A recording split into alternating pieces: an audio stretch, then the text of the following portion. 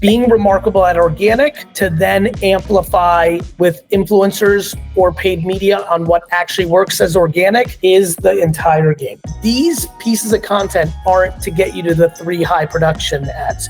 These pieces of content are individual ads themselves, every one of them. This is not throw against the wall and see what sticks. These are fucking every day we're fucking marketing and like we want this video to do well, even if it's lo-fi, like this is our ad. Run it. For the day. Don't spend media on it, go organic, then the algo does, then spend media on it. Attention is the #1 asset. I wanted to give you a little, just a quick context first. And then, so basically, like, as you know, 8 years ago, with the help of you guys, you know, the main vision, the main vision of the company was distribution and go e-com direct. I have a very good memory. Go ahead. Absolutely. So we did that with your help, accomplished it, 3x the company, like fantastic. So now the mission today is, so we've analyzed our customer base, and it's pro and prosumer. Very, you know, that's like 99%. I want to go consumer. This is the vision of the company. Everybody in the company is aware of this vision to go consumer, where we are putting things in motion to do that. But I wanted to run this by you. And are we on the right track? What am I missing? Can you fill in the blanks, you know, for me in this process? Because I mean, it's gnarly. It's a whole different ball game going pro to consumer, because there's a lot of forgiveness in pro. The consumer it's world, like it's going from high school football to the National Football League. Yeah, exactly. You're going to the big boy world now. That's what I want to do. That's exactly right. And I realize how hard it is. Yeah, the biggest things is humility at the core of every decision. Okay. Like, it's going to be harder. Oh my God. So I got that check. I honestly have that. I swear to God, I have that. I'm like, this is so difficult. Like, I realize how hard it is. Look, I think it's going to be, we have to check all the boxes. Like, what's going on with your tech stack for your retail site? What's your allocation for marketing? How do we not waste $1 on it? What's best? What's the, you know, organic social is going to be the single most important thing. So just on that really quick. So I read the book twice. It was humongous. Obviously, I'm sure you know that for me, it was massive. So we have our cohorts in development right now. And as a matter of fact, James and Andrea were kind enough to have me send them to Rima, I think over at Sasha. She has analyzed them. She came back with amazing feedback. So that's happening. I guess my thing is, sick is the Vibe concept. Oh, it's insane. Dude, the Vibe concept has changed everything. It was the ignition for me to like have these moments of these light bulb moments, Gary, of like, oh my God, this is what I need to do. Like, it honestly, I was telling this to Andrea and James too, huge ignition for me, massive. Awesome. But like, so we're also going back and just kind of redoing our brand book so that it is more consumer facing, because it's always been pro facing. So we're elevating that. We're getting on our cohorts. We're really developing that. We're going to have all different types of content, basically ranging from.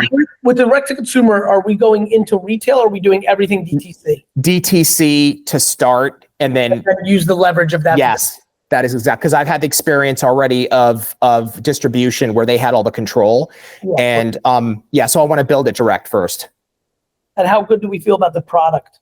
So product assortment is, we're redoing everything. So packaging, everything is getting redone. The consumer section, let me rephrase this. The consumer product section of our company is all getting redone. The packaging, it's getting a full refresh, because it has to. How much money in marketing are you going to have for the first year?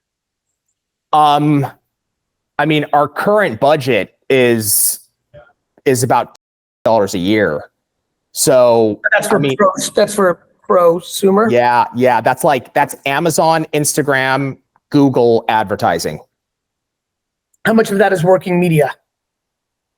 What do you mean? How much of that? How much of that is money that you spend as ads versus the money you spend on people or the creation. That's working media. Got it. That's not taking into account salaries or anything else. And what about the salaries of the people that make the videos and the pictures and all that? Is what you mean? No. Yeah, correct. It's not including that. This is just on paid media.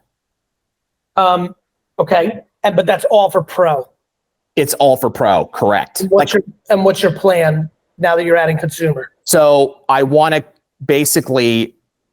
have 80% of our content over the next few years. I want to transition our content to be 80% consumer and 20% pro. Right now it's 100% pro, but I want to transition it, and that even in the media too, and probably we'll need to up depending. I mean, as we scale, I know the budget has to go up.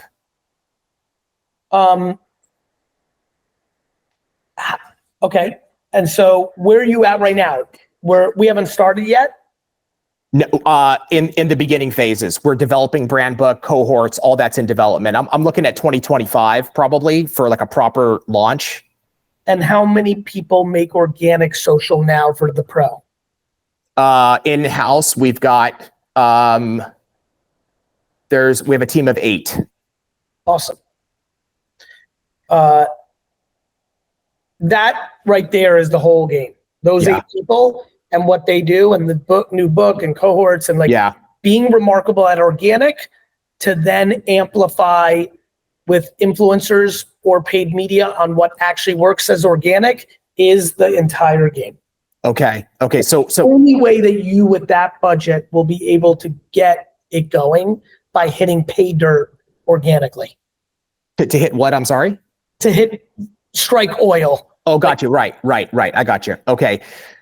On that, so I wanted to kind of run this by you too. So like we're looking at kind of a blend of content ranging from low production, fast turnaround, high volume that we can do in-house, which we kind of do already. And then basically taking our cohorts that we develop, mixing them into the different content pillars, and then have different qualities from like low production, fast moving, high volume, all the way to even trying storytelling, longer, high production pieces, maybe 2-3 times a year, but having this blend.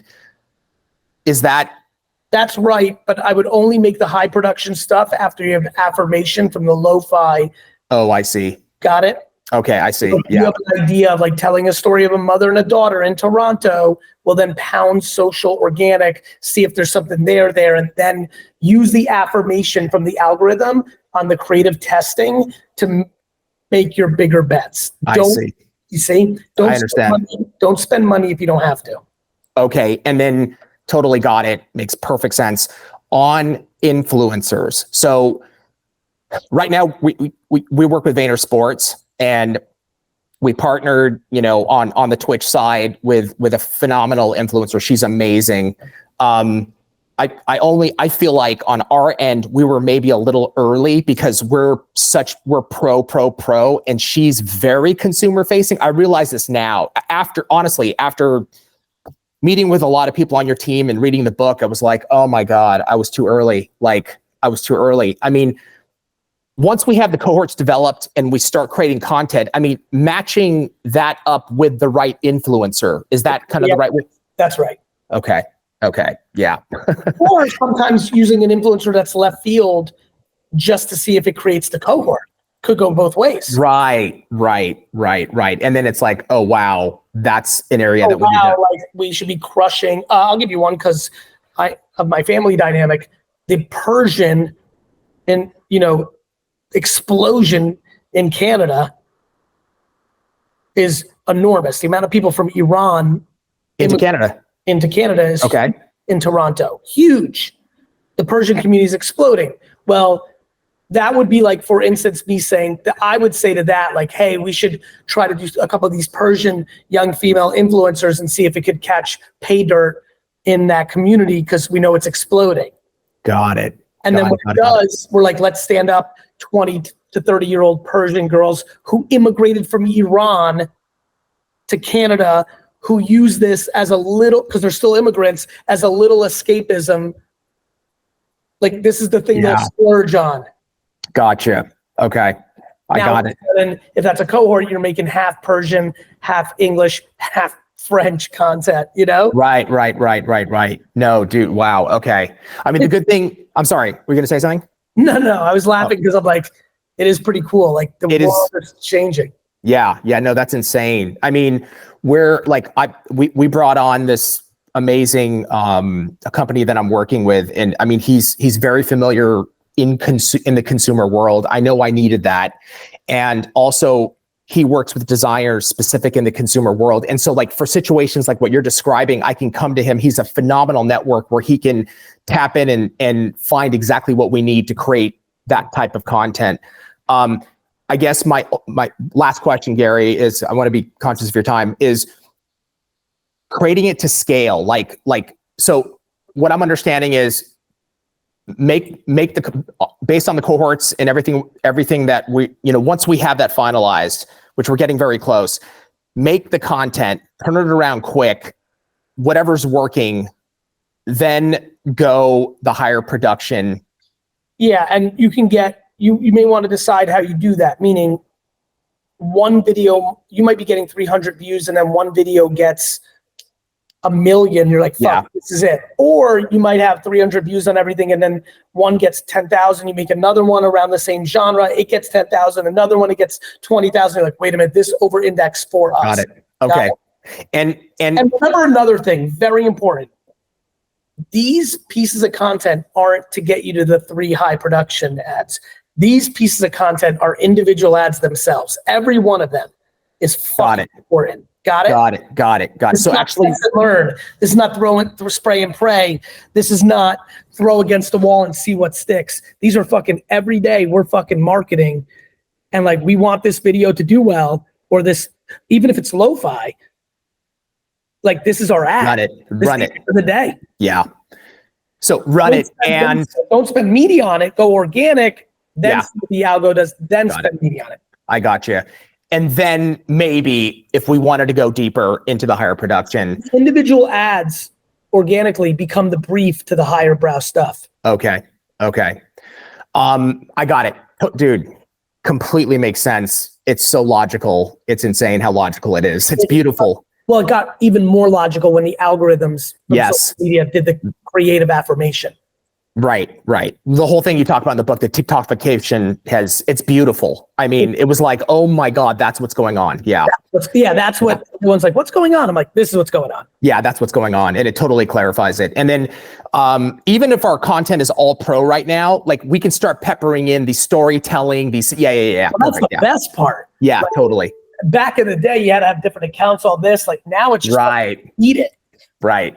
Like absolutely. Your next organic post should be for the male nail polish movement. Post it. Right.